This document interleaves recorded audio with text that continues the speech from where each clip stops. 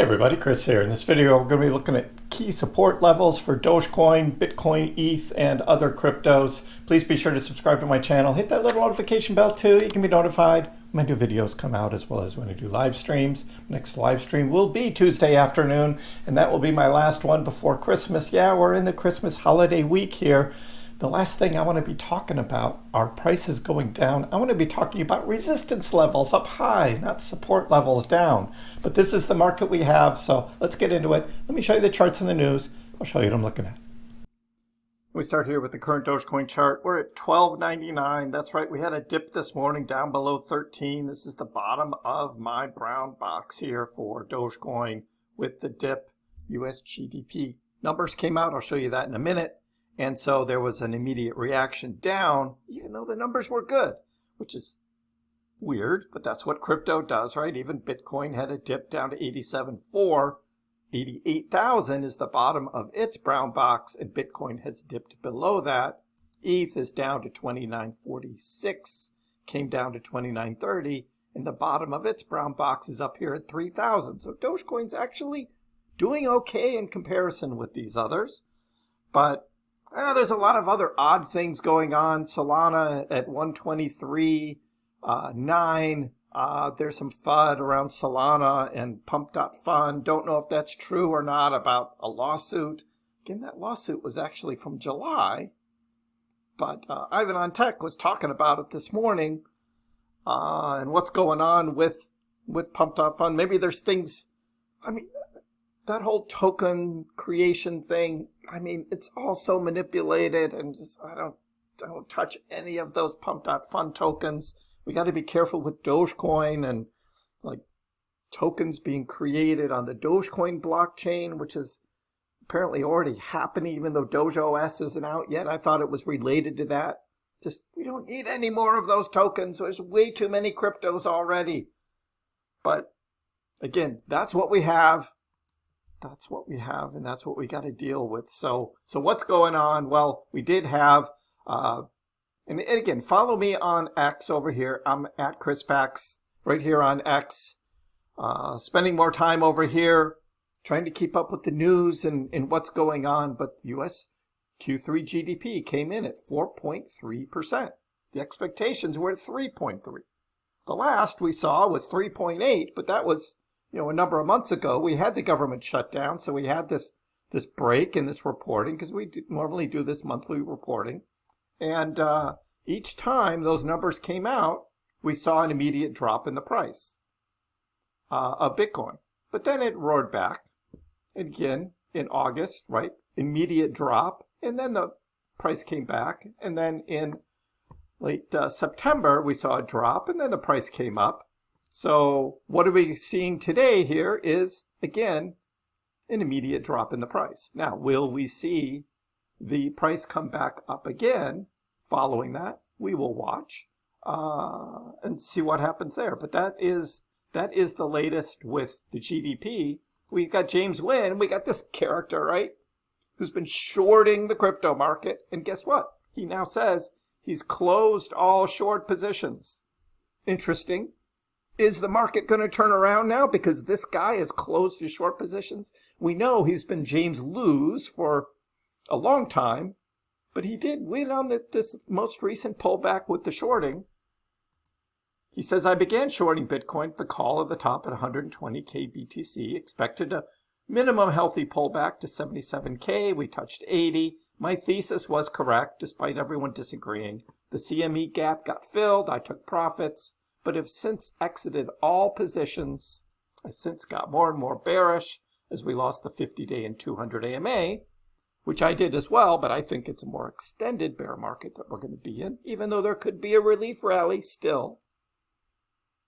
But now, why have I turned bullish? Set your alarms. I'll be going live, blah, blah, blah, blah, blah. He's not going to explain why. He's just being a bull now. Now, a lot of this is all like manufactured stuff, right? We'll see what he does. I don't give that much credence, so he got lucky. Here we are with the overall Bitcoin price, right? Again, this is similar to a chart that I showed the other day, where if we look back in, the peak of 2021 And then the run-up we had in early 2024, those were resistance levels, right? You draw the line and say, okay, strong resistance levels, broke through in mid-2024, came back, retouched the line in early 2025, and then we just retouched it again. So that becomes support. So that support line is really strong for Bitcoin. Will Bitcoin be able to hold this support line, and what does that mean for Doge? We'll get into that in a second. Right now, we look at the overall year, and we'll be looking at this more. Precious metals are getting all the liquidity now. Silver, new all-time high. Gold, new all-time high. NASDAQ is up. S&P 500 is up. Dow Jones is up. But Bitcoin? Not Bitcoin. Not Bitcoin. We know the crypto market is manipulated. We know there's all this huge leverage trading. That's what this is all about. So why are all these still going up? They don't get manipulated like the Bitcoin crypto market does. That's what we have. That's the market we have. We've been enjoying big runs over the years. Will this break free, and will we have another run again on crypto and Bitcoin? That remains to be seen.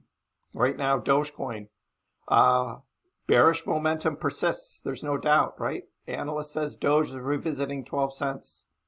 And I've got the same thing. I think the same thing. It is bearish. The markets are bearish. And here's Trader Allen saying, look, in the short term, over the past few days, we've seen a recovery up into the 13s here. Awesome, right? 13.5 as an invalidation level. Would the invalidation continue? That would require Dogecoin trading up to like 14, coming back and retesting 13.5 and then moving up. Unfortunately, we could have this breakdown that invalidates the rising wedge, invalidates the support line, comes down lower into like 12.5, retest about 12.8, and then move down to 12 cents. And that is where we were last week on Thursday when we hit actually 11.99. So we could be retesting that on the invalidation. In the breakdown. That's what we could be looking at.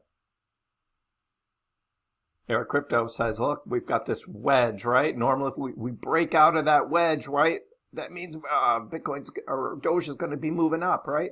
Unfortunately, it's probably going to just fade out sideways. Again, this is looking back to October 10th. This was the flash crash, came all the way down to 9.5 cents here. On the October 10th flash crash, the market has been bearish since then.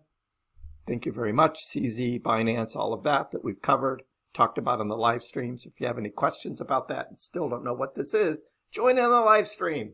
Ask me questions. We'll talk about it again on what happened on October 10th. But that was the key point that changed the whole crypto market for the bull run of 2025 that ended up just getting squashed. So this chart shows that pretty well. So are we going to revisit 11.99? Are we going to just kind of pump around sideways here? Just kind of drift out of this wedge, invalidate that, move outside? That's most likely what's going to happen right now. I don't see a huge drop coming down to 9.5 right now. I think that's going to take some time in a bear market, and we're going to bounce around sideways here, most likely. So what's the price level that's drawing all the attention right now? It's going to be 13.8. It's going to be 13.8. That's what Kev Capital says. He's looking at 13.8. Are we going to see that resistance line now of 13.8 that was support? Are we going to see that become resistance now? And are we going to reclaim that 13.8 level? Right now, the market is negative. At the moment, Dogecoin is down to 12.94. Bitcoin down to 87.4 again. So this is what's happening at the moment. While we want to get up back to 13.8, look at that level as resistance and move forward. So that's the bracketing, right? We're going to have between 12 cents and 13.8. And I think we're just going to kind of muck around in this level for some time. We do have some news about 21 shares. The final of the 3 big Dogecoin ETFs that they have amended their S1 filing. We're waiting for this ETF to launch, but as we look at what's happening with the other Dogecoin ETFs here on this chart, well, I mean, look at the total net inflows. Look at the total net inflows. December 22nd, 0. 19th, 0. 18th, 0. 17th, 0. 16th, 15th, 12th, 11th. We haven't had any inflows since December 10th. There's no interest in these Dogecoin ETFs. There's nothing going on. Unfortunately, that's what it is. A lot of money's going into XRP as from the new ones, right? And of course, Bitcoin still sees a lot of heavy outflows. Solana has been doing okay, but not Doge. So kind of interesting, there was all the hype about Doge. And you know what I was saying, right? I was along with the hype just because I thought it was interesting that a meme coin like Doge was going to have these exchange-traded funds, but wasn't expecting anything out of it. And some people, oh, Chris, you hyped it up. I didn't. I made videos about it, but then I followed up. And if you watch those videos and hear what I say, I don't think these are going to be much. Well, you can see there's just no institutional interest in these Dogecoin ETFs.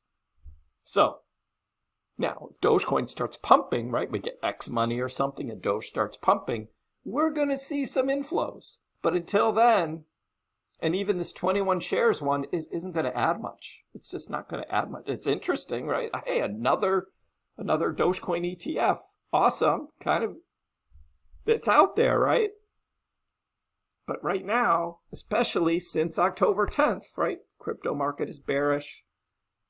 Dogecoin's bearish. And we're trying to figure out where the market's going to go from here. So that's what we're looking for, support resistance levels right now. We're right at the bottom of this brown box that I've been tracking from the purple box that we had after October 10th to the red box and now the brown box.